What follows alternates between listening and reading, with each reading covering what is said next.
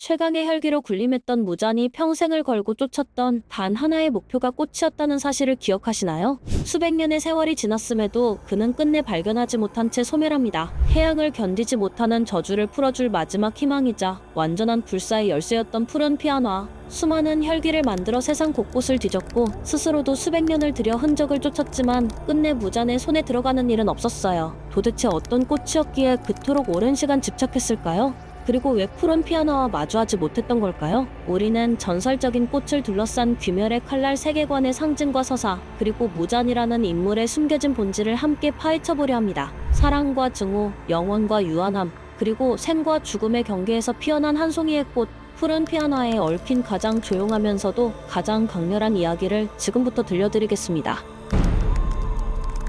약 1000년 전 해안시대, 저는 무잔이 인간이었을 때부터 죽음과 가까웠다는 사실을 새롭게 알게 되었습니다. 뱃속에서부터 심장이 여러 번 멎는 고통을 겪었고 태어날 때조차 숨을 쉬지 않아 죽은 아이로 여겨져 화장될 뻔한 순간 기적적으로 살아났습니다.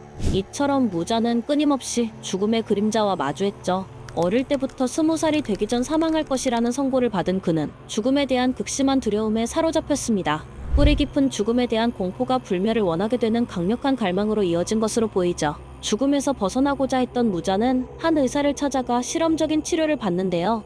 치료 과정에서 사용된 것이 바로 푸른 피아노였죠. 다만 치료가 제대로 이루어지지 않았다고 생각한 무잔은 분노에 휩싸여 의사를 살해했고 직후 놀라운 힘과 불멸을 얻었다는 것을 깨닫습니다. 그러나 햇빛에 극도로 취약해지는 약점과 인간의 피를 탐하는 끔찍한 갈증이란 부작용이 뒤따랐고 무잔은 약의 핵심 재료였던 푸른 피아노를 찾아 치유의 마지막 퍼즐을 완성하려 합니다. 그에게 있어서 햇빛의 저주를 풀고 완전한 불멸을 이룰 수 있는 유일한 희망이 바로 푸른 피아노가 됐죠. 무잔을 치유했던 푸른 피아노는 작품 속에 등장하는 가상의 꽃으로 붉은 피아노의 변종처럼 묘사됐죠. 붉은 피아노는 일본에서 죽은 자를 저승으로 이끈다고 여겨지는 꽃인데요. 붉은 피아노가 무덤가나 강가에 피어나 망자를 환송하는 상징이 되어 죽음과 저승의 이미지를 갖게 되었죠. 때문에 사랑하는 이와의 이별, 죽음의 길목을 상징하는 꽃으로 알려져 왔습니다. 반대로 작품 속 푸른 피아노는 작가에 의해 구원의 의미를 지닌 꽃으로 대비됩니다.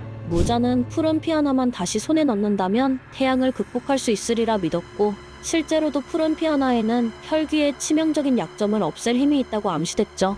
즉 저주가 아닌 구원과 삶을 상징하는 꽃이에요. 이 신비한 꽃은 오직 낮 시간에만, 그것도 1년에 이틀에서 사흘 정도 아주 잠깐 피어나 금세 자취를 감춰버린다고 전해지는데 심지어 어떤 해에는 기후 조건에 따라 아예 피지 않기도 한다고 합니다. 그만큼 찾기 어려운 전설 속 꽃이었기에 무잔은 수백 년에 걸쳐 일본 전역을 뒤졌음에도 번번이 허탕을 칠 수밖에 없었죠. 찰나의 순간에만 모습을 드러내는 푸른 피아노의 설정.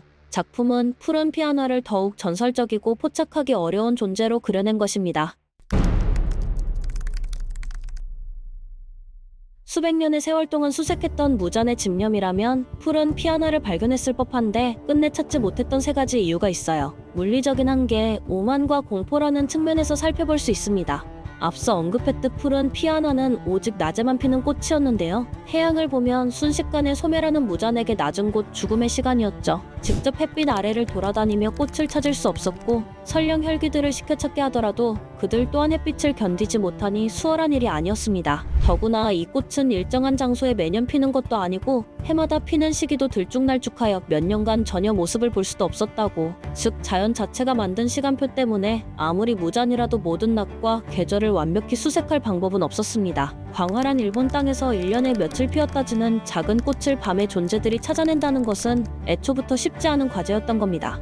부하들에게만 푸른 피아노를 찾아라 명령했고 진정 꽃을 찾기 원했다면 인간 조력자를 이용한다든지 낮에도 수색할 다른 방도를 강구할 법도 했습니다. 그러나 무잔은 인간을 철저히 불신하고 경멸했기 때문에 아이러니하게도 인간을 버리고 불사신이 되려 한 존재가 마지막 단서는 인간만이 쥐고 있다는 사실을 끝끝내 받아들이지 못한 겁니다. 무잔에게 인간은 그저 먹이이자 지배 대상일 뿐이었고 그들에게 배우거나 도움을 청하는 것은 그의 자존심이 허락하지 않았습니다. 결국 무잔 스스로 가능성을 좁히는 결과를 낳았죠. 또한 무자는 본디 죽음에 대한 극심한 공포를 지닌 인간이었는데요. 불치병으로 죽음을 선고받은 그는 두려움에 사로잡혀 어떤 대가를 치르더라도 살고자 발버둥쳤죠. 무잔의 심리 깊숙한 곳에는 언제나 죽음에 대한 공포와 불안이 꿈틀댔어요. 조그만 위험 징후에도 극도로 예민하게 반응하여 공포에 질린 모습을 보이곤 했죠. 예를 들어 과거 요리이치와의 싸움에서 겪은 깊은 공포. 실제로 무자는 요리이치와의 격돌 이후 몇백 년 동안 극심한 두려움에 사로잡혔다고 합니다.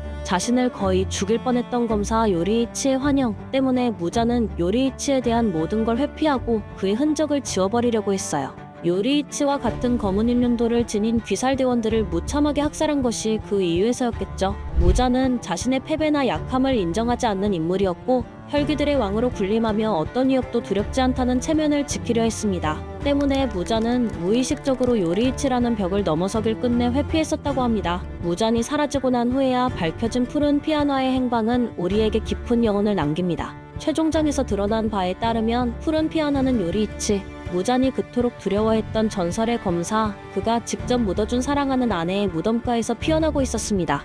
무잔이 평생을 찾아 헤맸던 그 꽃이 하필 자신의 숙적이자 천적의 곁에서 조용히 피어나고 있었다는 사실은 정말로 아이러니하지 않을 수 없습니다. 무잔은 요리이치를 두려워한 나머지 그의 그림자도 밟지 않으려 했을 것입니다.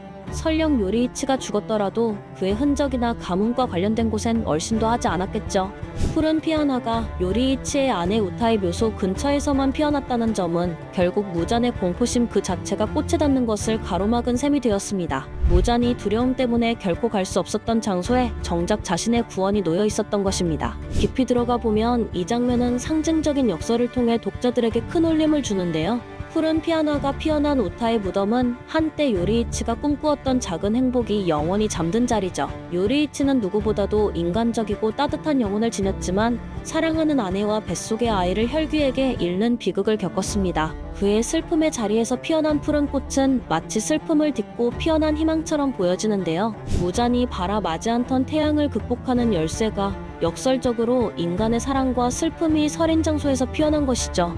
무잔에게는 한낱 치료제에 불과했던 푸른 피아노가 요리이치와 우타의 이야기 속에서는 영혼의 위로와 추억의 꽃으로 피어난 셈이에요. 이것은 마치 작품이 우리에게 속삭이는 듯하죠.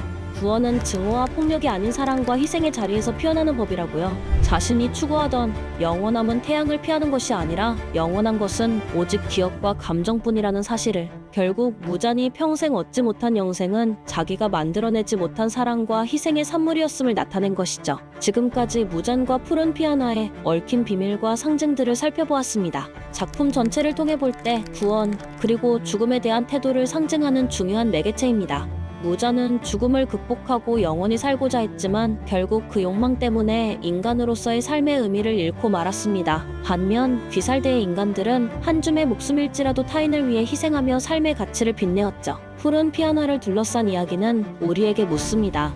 과연 영원히 산다는 것은 어떤 의미인가? 끝이 있는 삶이기에 더 소중한 것은 아닐까? 푸른 피아노는 끝내 무잔의 것이 되지 않았습니다. 그러나 그 꽃은 탄지로의 기억 속에, 요리이치의 사랑 속에 피어나 있었죠.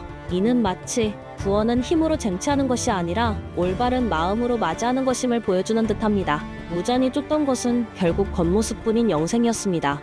정작 그는 한 번도 인간답게 살아본 적이 없었고 그렇기에 진정한 구원의 푸른 꽃을 볼 자격이 없었던 것이 아닐까요? 우리에게 주어진 유한한 삶, 한계 속에서 피어나는 아름다움을 깨닫는 것, 그것이 바로 귀멸의 칼날이 푸른 피아노를 통해 전하는 메시지일 것입니다. 만약 여러분이 무잔과 같은 선택을 눈앞에 둔다면 영원한 생명을 위해 무엇을 포기하겠습니까? 그리고 그 영생은 과연 살아있다고 말할 수 있는 삶일까요? 어쩌면 언젠가 우리의 인생에도 작지만 소중한 푸른 피아노가 피어날지 모릅니다. 그 꽃을 볼 수 있을지 없을지는 우리가 어떤 마음으로 삶과 죽음을 대하는지에 달려있지 않을까요? 오늘도 귀한 시간 함께 해주셔서 감사합니다. 이 이야기가 여러분 마음속에 작은 여운으로 남길 바라며 이상으로 영상을 마치겠습니다. 감사합니다.